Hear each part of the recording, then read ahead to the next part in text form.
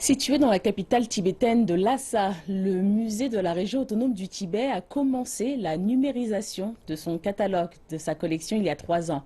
Et afin de commémorer samedi dernier la journée du patrimoine culturel national de Chine, le musée a organisé une exposition présentant aux visiteurs de magnifiques pièces typiques de la région.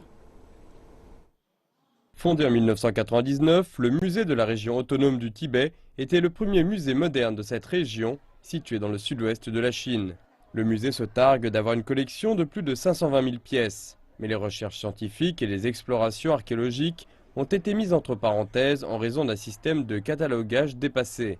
En 2013, les choses se sont cependant lentement mises à changer avec la numérisation de la collection du musée. La même année, le Tibet démarrait une enquête de 3 ans pour recenser les reliques culturelles transportables de la région.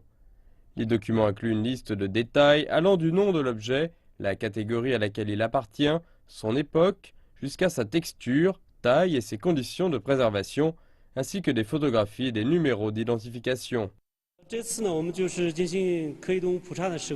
Nous avons ici une statue de Bouddha en porcelaine datant du XIIIe siècle. Après consultation avec des historiens, nous pensons qu'elle a été conçue au Tibet et cela pourrait modifier le point de vue de ceux qui pensent que les artisans locaux n'avaient pas la technique pour fabriquer des porcelaines. Selon les responsables du musée, plus de 100 000 objets culturels ont été documentés pour le moment. Le recensement devrait se poursuivre dans le futur.